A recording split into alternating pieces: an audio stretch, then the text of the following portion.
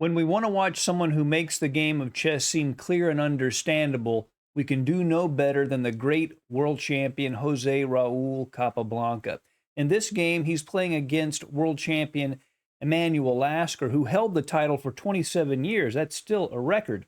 This was played in Havana, Cuba, in their world championship match, where Capablanca took that title from Lasker. In this game, Capablanca has the black pieces, Lasker has the white pieces. And notice when Capablanca gets the structure he wants, how he very simply places his pieces in such a way that it makes Lasker's life very hard. Lasker with white begins with d4. Capablanca responds with d5. Very quickly, we have a queen's gambit declined on the board. Bishop to g5 pins the knight. Capablanca neutralizes the pin with bishop to e7. e3 to free the f1 bishop.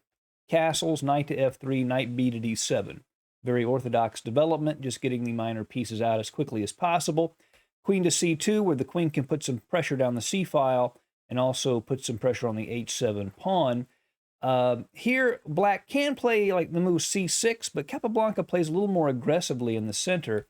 He plays c5, creating a lot of tension, and there are some potential pawn structures that can emerge here, and both sides have to be ready to have their pieces in the right place for those pawn structures. Rook to d1 from Lasker, placing the rook opposite the queen, always a good idea. Capablanca moves his queen, pins the knight at c3, and at some point in the future he might play knight to e4 to pile up on that knight. He can't do that right now because the bishop at e7 would hang, but later. Bishop to d3, controls e4, puts more pressure on h7, so h6 asks the question of the dark squared bishop. The bishop moves back to h4. Capablanca takes on d4, and we see after a couple of exchanges in the center, we get an isolated queen's pawn. The side with the isolated queen's pawn has sort of two main strategies. The first is to liquidate the pawn by advancing it, and usually their pieces will be in a very good place when they do that. The other idea, if black can keep this square blockaded so that advance doesn't work, is to use the space to create an attack against the black king. The knight can go to e5, for example. What black wants to do is trade minor pieces and create, ideally, a heavy piece endgame. Sort of queen and rook is the best endgame for black here.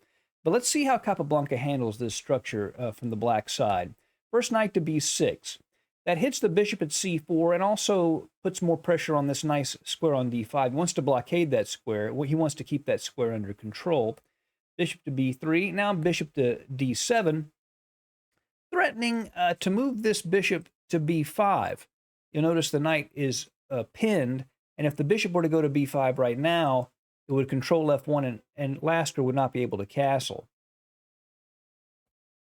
So he castles now. Rook a to c8, creating a pin on the knight at c3 against the queen. Lasker decides to use that pawn to help the knight be supported at e5. He also is threatening to take the bishop at d7 off the board, get the bishop pair. The bishop moves to b5. It cannot be taken because there's a pin on the c-file. The bishop threatens the rook, so the rook moves, and now knight b to d5, establishing firm control over this blockading square at d5. Bishop takes d5, changing the structure. Knight takes d5. This does create a great deal of pressure on the knight at c3, so Lasker goes ahead and takes the bishop off at e7. The knight has to recapture. And now queen to b3. Not only does the queen step outside of the pin, he's threatening to capture the bishop, and also the queen is in a position to maybe later support this d5, d4, or d4, d5 push. The bishop moves to c6. Obviously, it's a beautiful bishop on a beautiful diagonal. So Lasker decides to take it off. Now here, Capablanca makes a very interesting decision. He could take with a piece, but then, of course, he has to worry about the b7 pawn. But he goes ahead and he takes with the pawn. Now, he has weakened his own pawn structure, but there are a couple of things. With the pawn at c6, it makes the advance of this pawn pretty much impossible. Also, at some point later, he might actually play c5 himself as a lever to liquidate White's central space advantage. First, Lasker plays rook to e5, gaining a tempo against the queen at a5, which moves to b6, offering the exchange. But of course, Lasker does not want to take Capablanca's queen because then the pawns are healed and black is doing well. So he plays the queen back to c2, and now he has this threat of knight to a4 coming in to c5. This is a weak square. Rook f to d8 applies pressure to the pawn at d4. Knight to e2 is played to defend that pawn. Rook to d5, offering the exchange of rooks and also prepping perhaps to play c5, as we mentioned earlier. Rook takes d5, pawn takes d5. So we can take a look at, now the structure is sort of fixed. The rook is attacking the queen, so Lasker will have to do something about that. But we notice white has a queenside pawn majority, 2 versus 1. But there's this weak pawn at d4. And watch how Capablanca deals both with this pawn majority and keeps constant pressure on this d4 pawn. It's really beautiful, simple chess, but maybe not as simple as it appears. Queen to d2 defends the pawn again with the queen. Knight to f5. The knight from this very nice perch on f5 attacks this pawn along with the queen. He later might want to play rook to c4 to attack the pawn. So b3 is played to keep that rook out of that square. And at some point, white may want to play g4 and eject that knight. So Capablanca plays h5, keeping this g4 square under control so white can't just kick it out. Lasker plays h3, preparing to play g4 here, but then h4 is played by Capablanca, and now if he were to play g4, he would just take en passant, keeping that knight on that nice f5 square.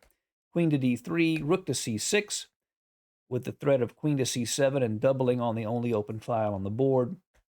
King to f1 with the idea, I believe, of knight g1, knight f3, so he can put some pressure on this pawn at h4. g6, queen to b1. The queen from this square helps advance these pawns. The queen is behind the pawns, and it supports their advance on the queen side. But now this nice move, queen to b4, keeps this pawn from moving, and Capablanca has a really nice idea to deal with these pawns. The king moves back to g1. Lasker seems to be having a hard time finding a plan.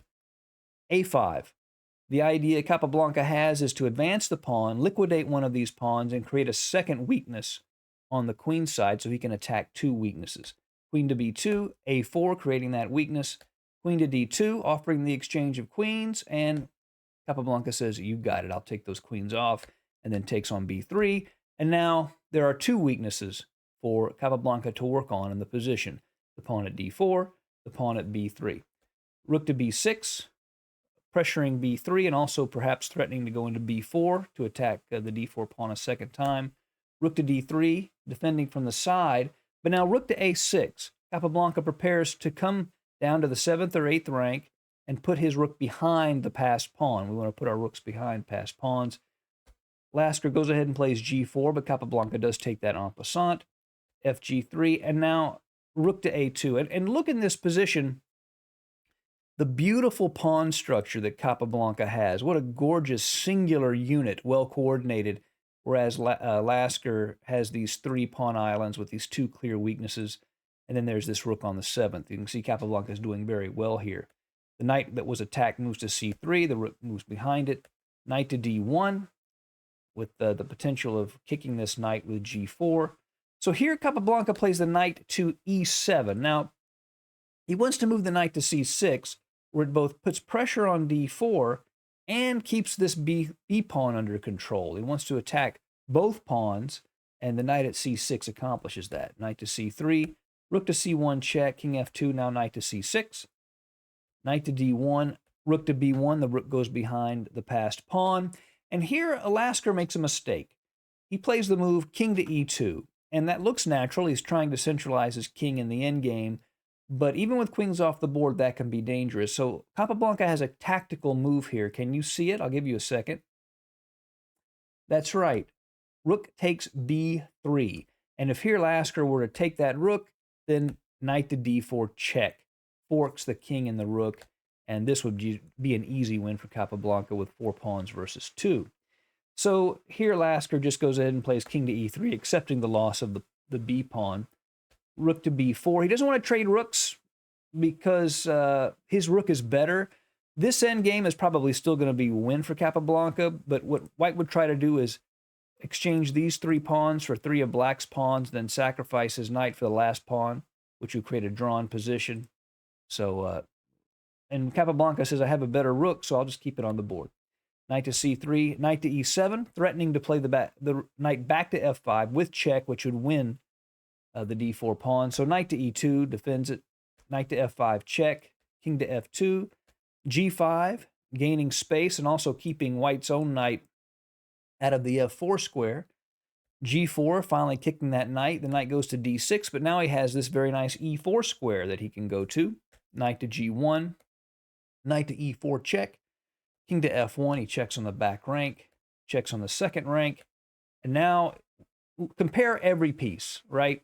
Compare white's knight still on an original square with black's beautiful knight on e4. Compare this passive rook tied down to the defensive d4 with this rook on the 7th. And then white's king can't move, whereas black's king has all the mobility in the world. Capablanca is doing great. Rook to f2 check, king to e1, rook a2, king f1, king to g7, king to g6, rook to d3. You can see that Lasker really has no plan. He's locked down. He has to wait and hope Capablanca makes a mistake. And we can see Capablanca's plan now. He's planning to move his king either to the queen side or to the center, where it can find more active play. The rook goes back. The rook just goes back and forth.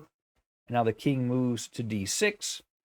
Rook to d3. One more check, perhaps gaining some time on the clock. King to e1. Rook to g2, threatening the knight. Goes back. Rook to e3. And here, Capablanca finally makes his breakthrough. e5, creating a passed pawn in the center that he can then advance in an endgame. Rook to d3, pawn takes, rook takes, king to c5, hitting the rook, so the rook moves back. d4, advancing that pawn. Rook to c1 check, king to d5. And in this position, white resigned. Lasker resigned because there's nothing he can do about this pawn. So let's just look at the position. After, say, rook to d1 to try to slow this pawn down, Capablanca could play knight to g3 check, and after king to e1, white can do nothing. The knight literally can go nowhere, right? The king is stuck. All of these squares it would be check, so he can't move there legally.